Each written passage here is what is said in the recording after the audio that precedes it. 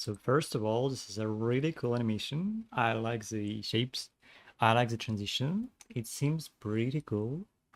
Has a nice rhythm to it.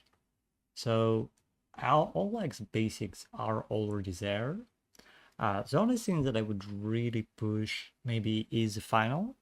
I think we could leave some nice active shapes there because this one is a tad bit slow and a tad bit simple. Would be nice to push some of that contrast. So this is pretty cool. This is pretty cool. We can push that a bit. This works well. So yeah, it's pretty cool, pretty nice. And what can we push here? So in terms of the volumes and in terms of the drawing part, the design part, I think it has a nice contrast. We could make it more volumetric. Doing a couple of scenes, we can group scenes a bit tighter, and we can describe the surface of the smoke better. This smoke is also more on the flat side, although it has some nice more volumetric transitions in the internal layer where we kind of switch things around. So here, for example, we've got this nice switch and it goes faster than the dark layer, which will give us some nice variation. And here we're basically doing a bit of like, so it goes here and then it rotates and dives inside the motion. And here we got some nice rotation. So this goes here, then the next volume comes out and then it rotates kind of inside the shape.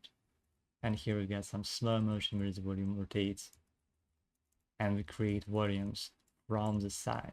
And this is, as you'll notice, gives us some nice element of rotation and space depths, things like that. So I can quickly show how it works. Basically, let's say we have this mass. This is smoke. It has some volume. And let's say the smoke rotates.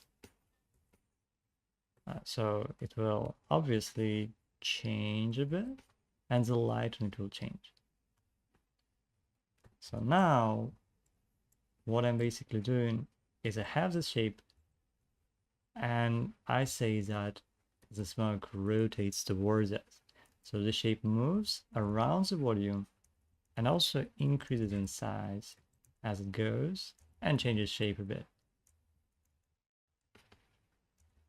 And if it did like an entire turn, would end up here, then end up here, for example. Maybe it would even cover more volume as it turns toward us. It end up being here, and a bit here. Of course, this is like me tracking only one volume, and of course, smoke is not one volume. And when one of these kind of circles of smoke goes, it doesn't mean that there's nothing left. So there's probably just other smoke volumes that are pushing it, like connected to it. So of course it wouldn't just go like that. So the situation is more like this. We've got stuff appearing and getting bigger, getting smaller, shrinking with delays depending on how far they are and how close they are.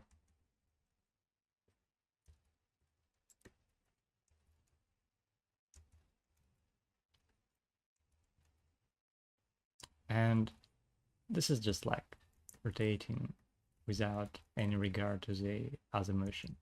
And as you'll notice here, we don't do that all the time, kind of reserve it for some moments. And sometimes we have fast transitions, especially in the explosive moment, and then it's kind of like slower rotation here and there, and then have this transition, and then we kind of hit a certain point, and it's a slower transition. Makes it less repetitive. but it still follows pretty much the same ideas that I show here. So we kind of have these circles of light, of illuminated smoke, and the smoke is turning, and this is pretty fast turn. And what you notice here is that to make it read against already existing motion, you'll need to make it pretty slow. It's not a fast motion most of the time. It's a fairly gradual motion. It has some fast bits and some fairly small ones, fairly slow ones. And so this is the stuff that we can add. We can add that rotation in, can choose where it belongs and where it would make sense. And add this kind of internal element of rotation. And we can describe things better volume-wise. So here, this is good, but we can make it describe the volume better. So how is a good question. Well, for that, we need to draw things through and realize how should these be angled to lay on the surface of the smoke. So this is the smoke surface. So let's 1, this is like 2, this is like 3, this is like 4 on top. And this is our surface. So 1, 2, 3, 4. 1, 2, 3, 4. So what I'm noticing is that these volumes are not positioned in relation and as not stretched out according to the surface of the smoke. So if we have the surface, these lines should follow the surface of the smoke. So they're always describing some kind of cross-section of the smoke. And only if they're describing a certain cross-section of the smoke will they feel like they are creating volume and following an object in space, because, well, that's literally the definition. So they need to follow a surface to describe that surface. So this is our surface. Then all of our elements should align to the surface. So it should be some kind of cross-section of the surface of this volume. Then we can push it with regards to like perspective, because we know that when things go away from us, it gets smaller. So the middle parts and the middle volumes are usually bigger than the side ones, because they're both going away from us in space. And they're like on the sides of the circle, so we're not actually seeing the entire volume, but rather parts of it. And this line is flat, and it should describe the volume. It's laying on a sphere, so it can't be a straight line. A straight line on the sphere is still not a straight line. So doing stuff like this will describe the volume, because each line follows a cross-section of the said sphere. So to follow that, we need to understand where it's going and direct all of our shapes in one way or another around the cross-section of a sphere, or like a contour line of a sphere. So this is orange, this is dark. Dark is kind of sitting on top of orange, so it's on top of it. Here I can push it too. And again, surrounding it and following a cross section.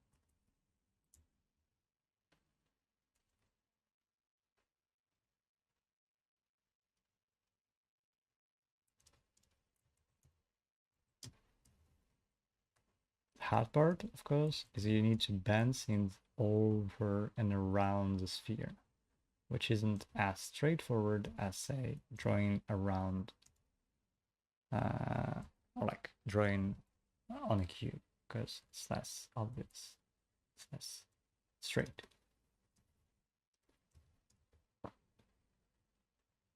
So it's just bending your lines around it a bit, finding these big volumes, because honestly it relies on like choosing big shapes that combine into like cool, interesting groups of volumes rather than separating out several. And then here again, we can group stuff closer together and bend them around the sphere. So this is the central one. Yeah, we want it to push to one of the sides, so it's not dead center. Maybe it's more down to the left. So we'll give it some nice volume because there is just contrast in the side. It's decisive.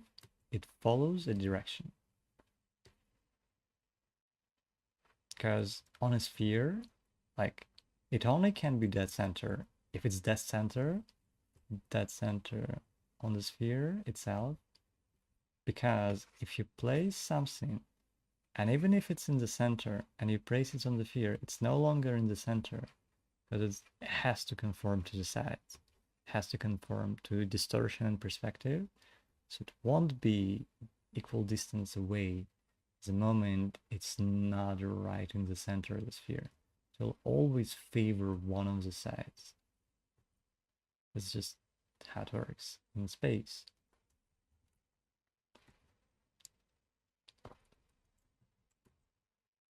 And it would be even cooler if we stretch the shapes out and around the surface of the sphere instead of just placing them.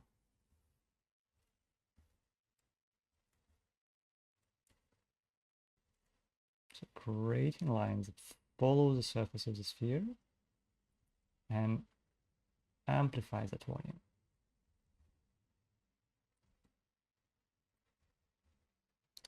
So things like that.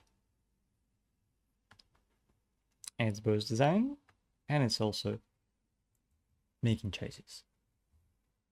I maybe don't even have to do it like this. Maybe I can group it bigger, more general way. I can group it simpler and more decisively. Maybe it goes a bit from the side, so it rotates a bit down. So it appears here, for example.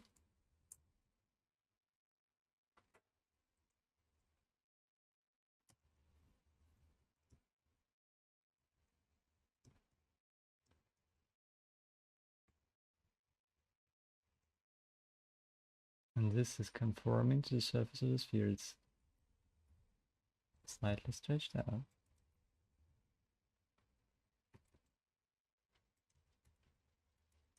Maybe this one is bigger already.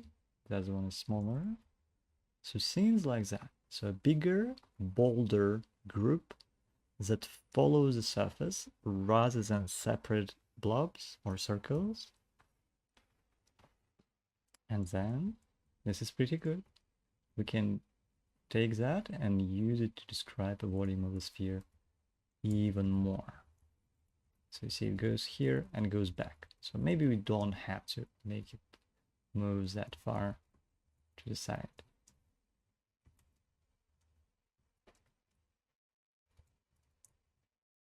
So it kind of rotates towards us.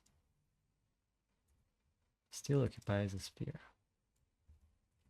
Maybe it's being pushed here a bit because there is another volume.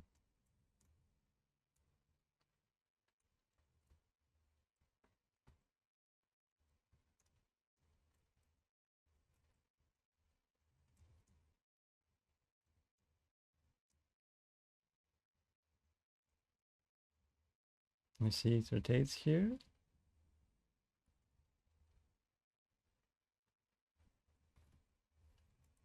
Let's make it rotate to that direction.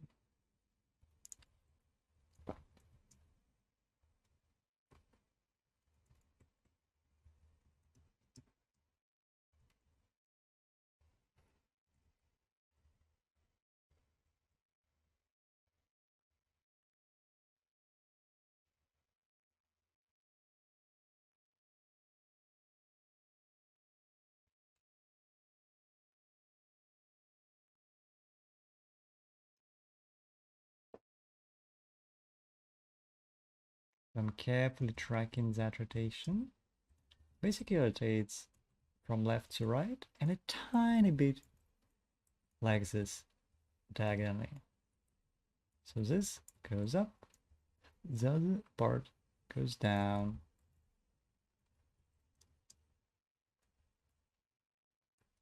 This goes a bit here, kind of, that's pushing out the other volume.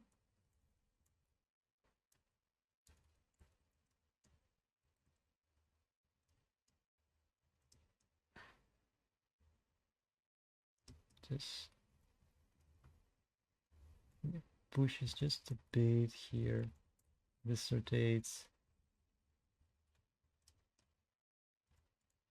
outwards towards us and a bit down.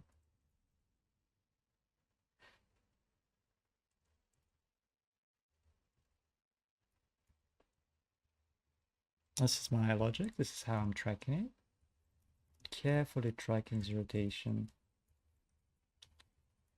letting this expand.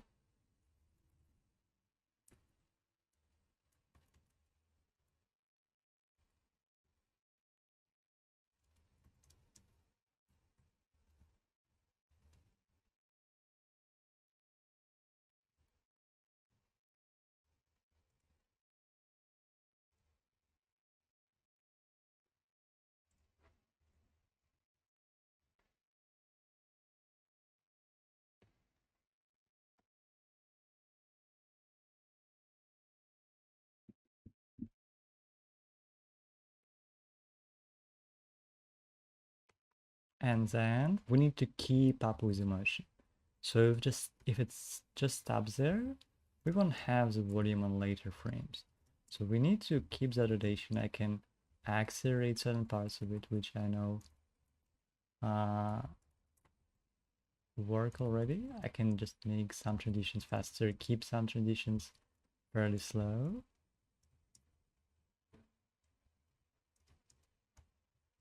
Let's see this one. 1, 2. This was going like this. Maybe it keeps going like that. Maybe it's erased. We'll leave the particle here. I know this one was kind of rotating, moving back a bit, kind of expanding. So I can take that, keep that motion, make it faster, maybe change things a bit. This was expanding and rotating.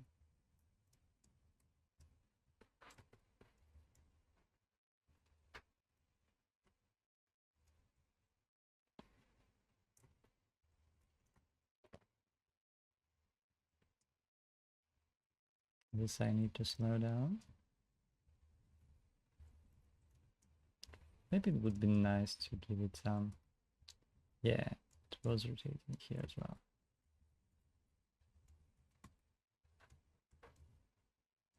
Maybe this has a faster rate of rotation in this direction. And this actually keeps and catches up, keeps in motion and catches up with that shape.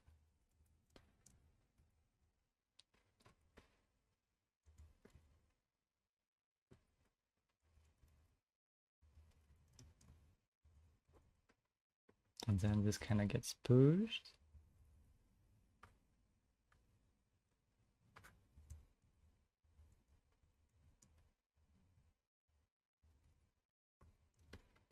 And then we can decide. So does this volume start overtaking the other one and kind of rotates and pushes it out? Or does the other volume pushes this volume? So we can decide these things, give it this clear rotation.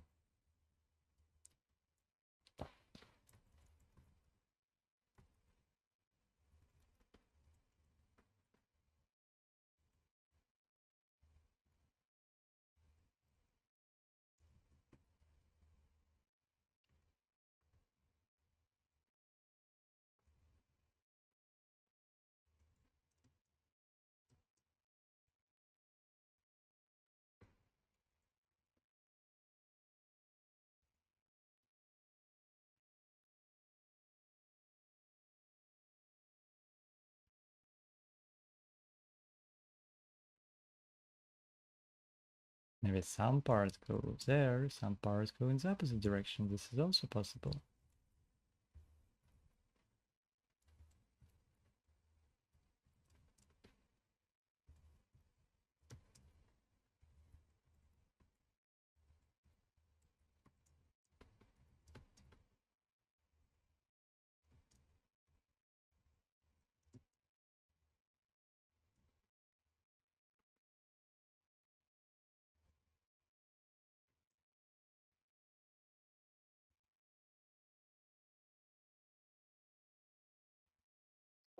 Since there are new parts rotating.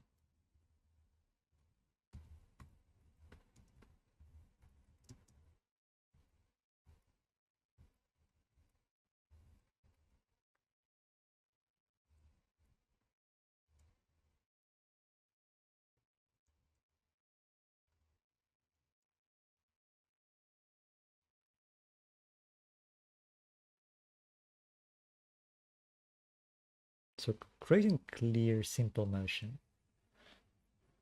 and then giving it some variety.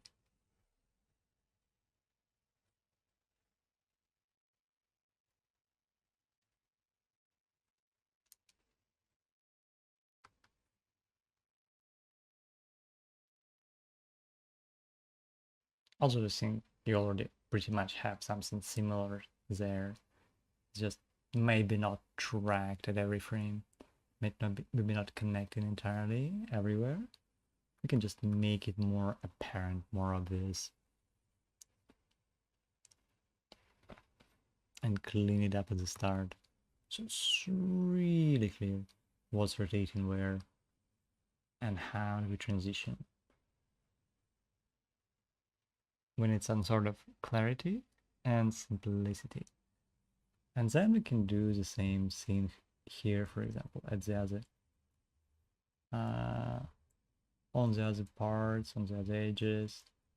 So instead of doing like this, we can follow the surface. Surface is bent like this, so it would make more sense if they're aligned with the surface rather than going diagonally in the same direction. And we can do like a simple group, so maybe they appear here, and do a simple rotation. So they can appear, for example, here as a group.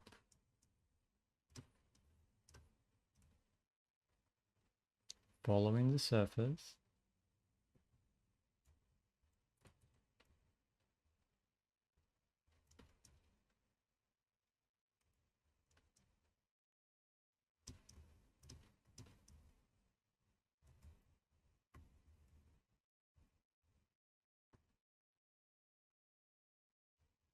And for example, they expand and rotate downwards.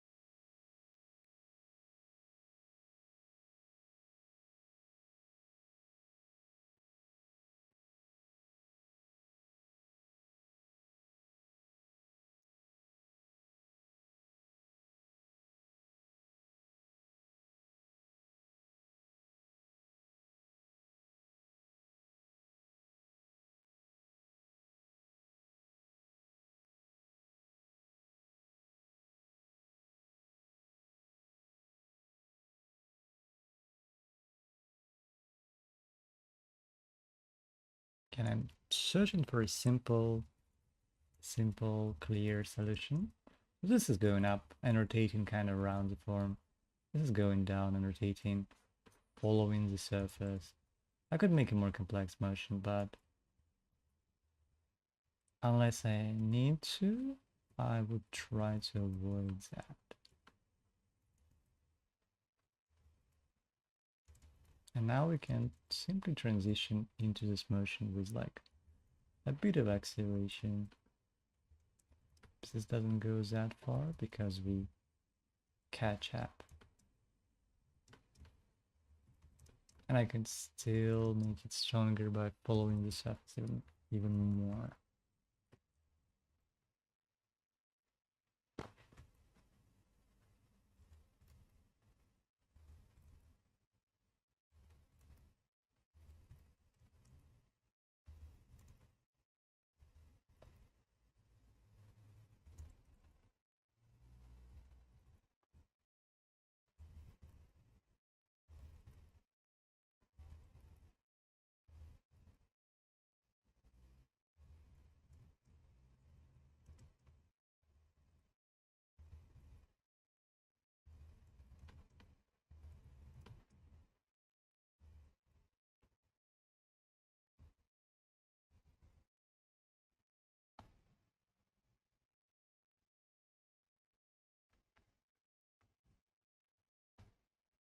Simple, clear motion.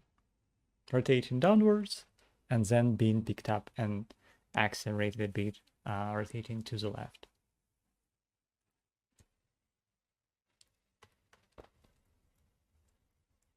I can make sounds slower perhaps, so that the rotation is very easy to read. So I could maybe start with this one being bigger, and then the rotation to the side will be very clear.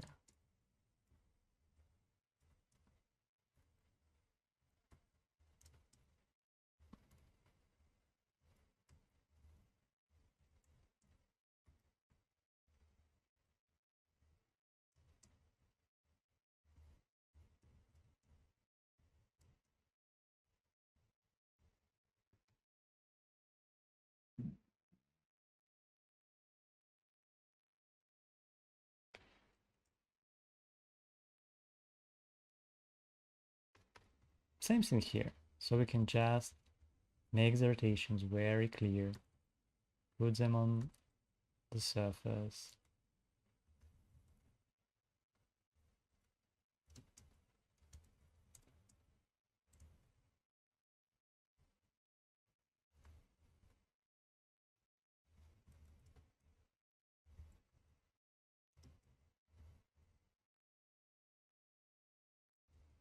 Maybe there's even a different shape appearing here. And then it's this shape. It was once at the top, so it becomes a shape on the side. That we get this rotation.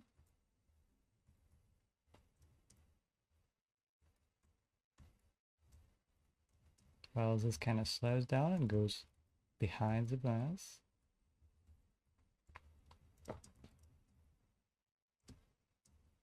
Behind the form.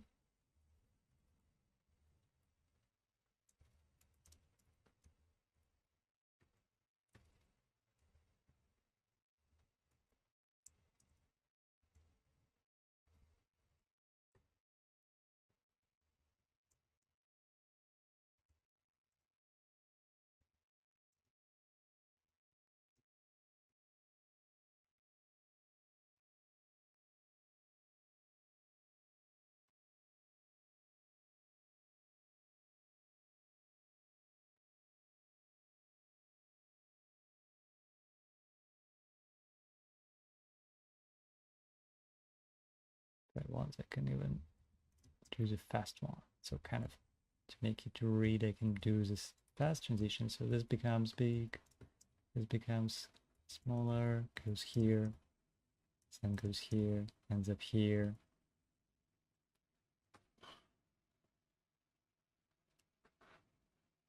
Really push the speed of that at the start, then do a slow fade out.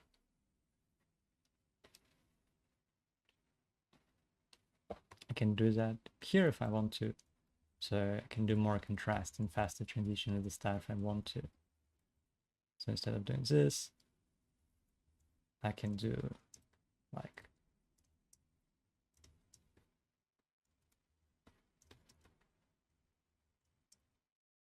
something like this.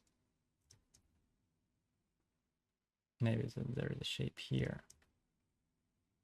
but it ends up going and disappearing.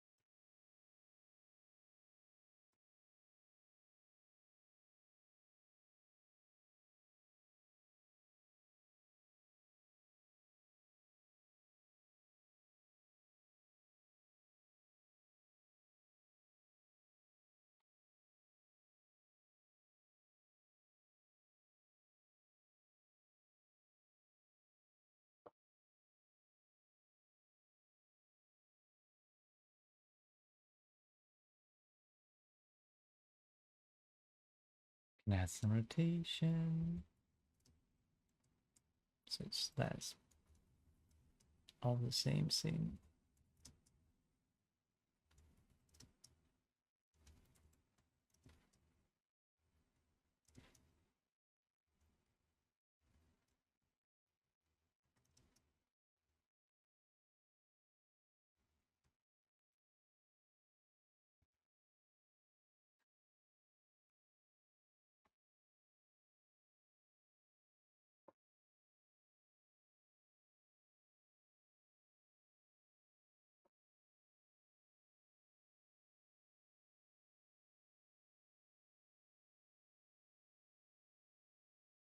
Let's then reverse the direction a bit here, so it's not both in the same direction, but one rotating there, one there.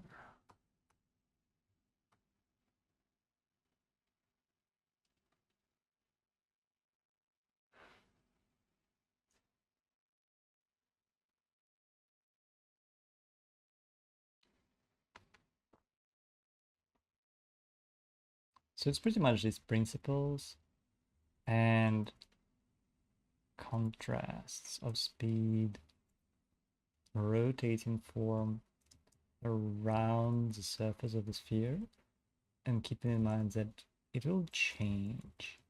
It will change the angle, it will change the shape because it's turning around the sphere.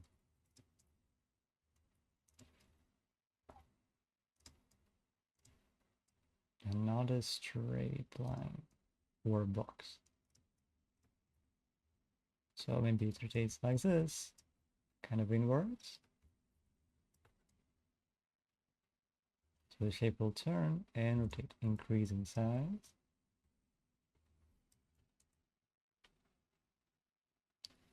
But since we only have like a couple of frames, we have to be really clear on that. And maybe putting it here is not the best idea. Maybe putting it around the sphere more on the surface, surrounding the sphere would work better, because then we can do quick rotation fitting the sphere. Kind of rotating it a bit to feel the space. And then do slow rotation to finish up that transition. Maybe add a shape or something to make it even more clear and readable that it is in fact a rotation and that this or that scene rotates.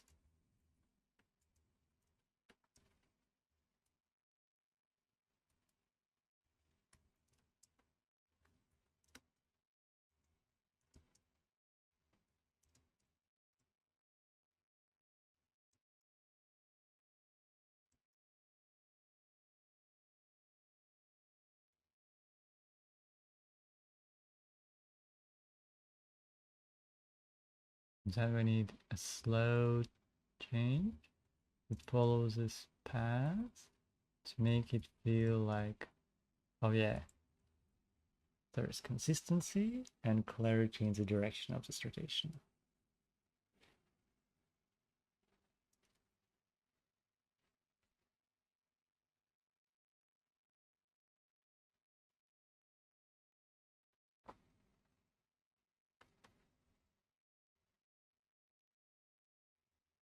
Again, if I want to, I can do like a quick one. So if I want to, I can do a fast transition. So this goes 1. It's all black in here. And then it starts moving and increasing in size. Fills the volume, then starts going away, rotating away.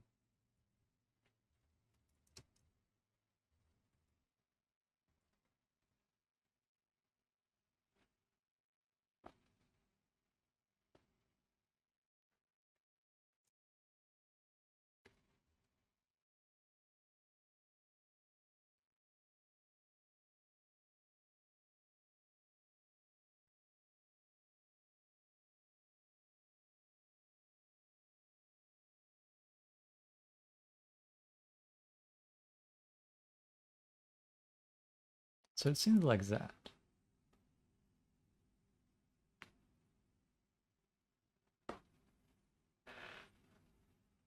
Hopefully this clarifies something. I know it's a pretty difficult topic and there's a lot to take in here. And this might not be the most simple and easiest explanation, but hopefully it makes some sense. And so in line with everything I said, so what we can do is we can push this design to make it more volumetric. So in this case, I would try to make sure that the volumes are not flat and that these lines, they all follow a surface. So in this case, that could be as simple as doing a couple changes here and there. So this one is a bit flat and a bit too similar to the shape next to it. So I'll make one clear focus one. I'll rub these surfaces around the sphere even more and make sure that my light is reflective of that. It's either inside or outside, but not in the middle, because that would ruin our volume.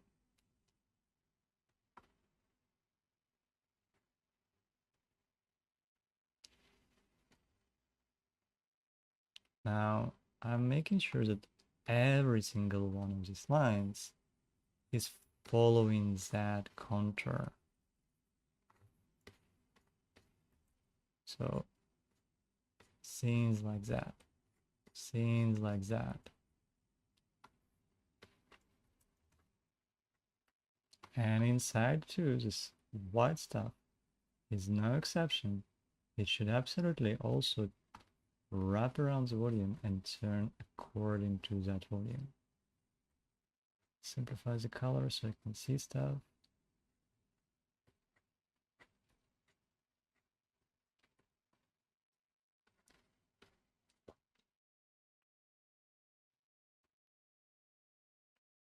Okay.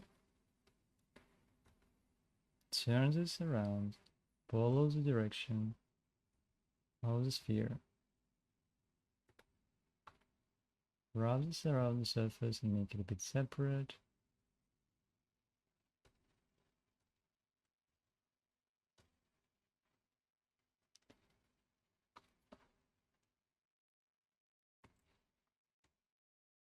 Play bigger and bolder.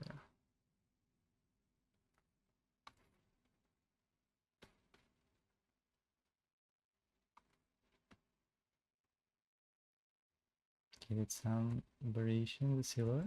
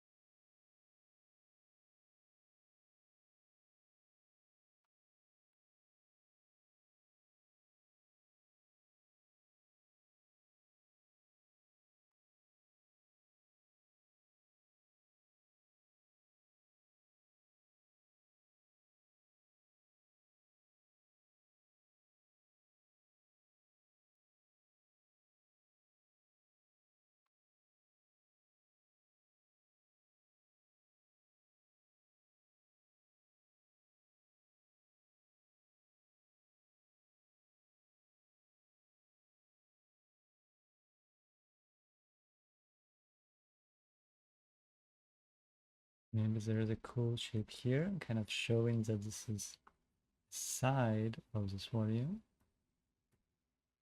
So it will either be dark or be light. It's showing this edge basically. It's kind of a shape like this. It's the internal edge.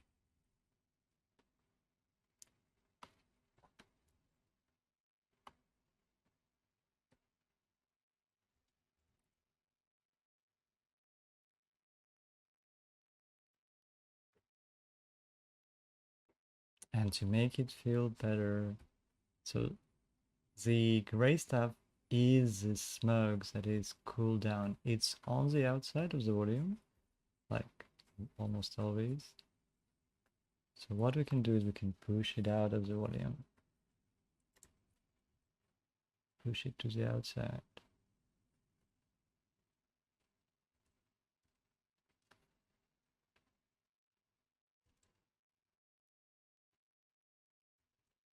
It's surrounding hotter smoke in the middle, or fuel.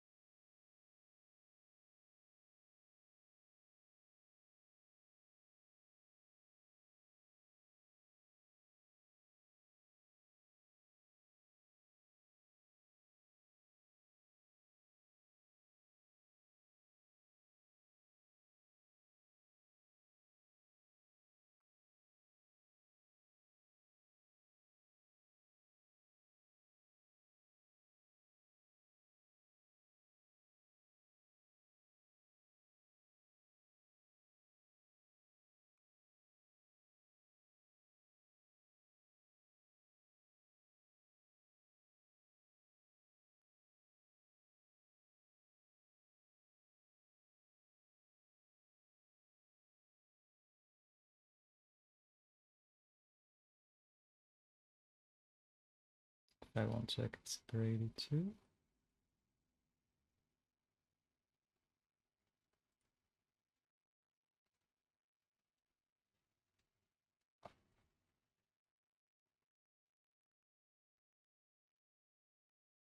You just have to be careful not to separate it into a similar shape.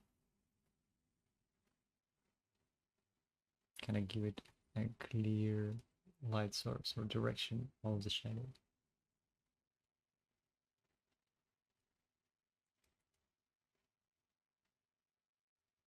And now, if I add this layer, it also follows the surface of the sphere.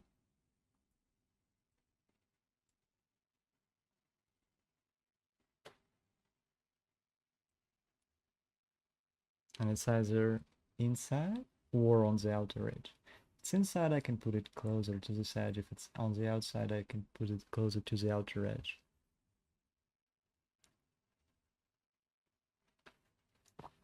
I can do these tweaks pretty much everywhere.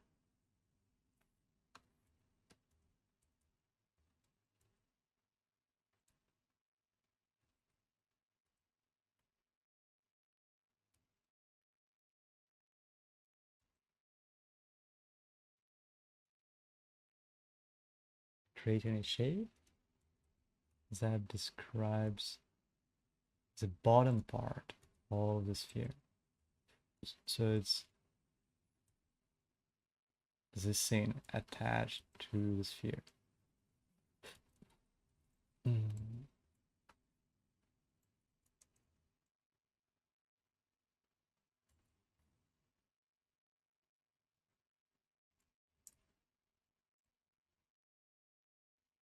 Can make this even more clear, but that's what we can do.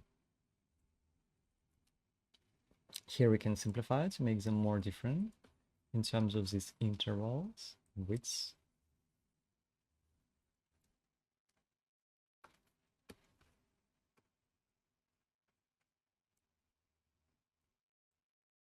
and have some part describing z direction, not only here, but a different cross section.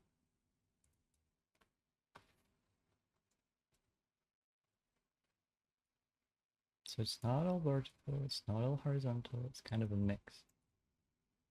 And have bigger shapes and smaller shapes to show the transition and like the perspective.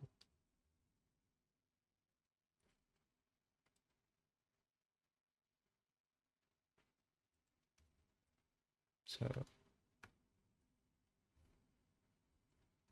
things like that. And I can push it even further. It's just a thing that we can do. And then at the end, I would try to keep some stuff. Maybe the middle can kind of disappear faster, or we can leave some parts around. So it's not just one central mass.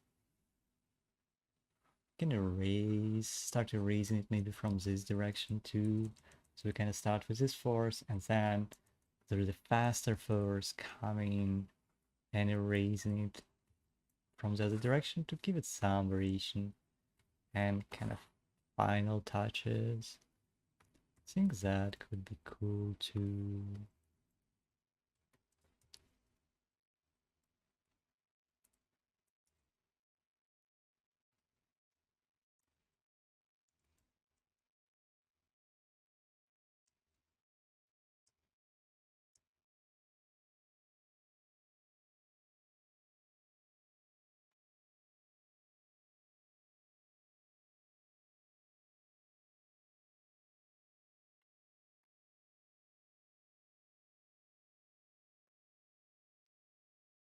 Maybe it can even start erasing not just like this, but it can start erasing it like this.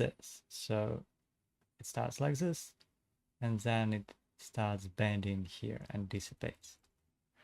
So we get some nice variation, some nice contrast in direction at the end. I think that's pretty much it. I hope this helps you to some degree.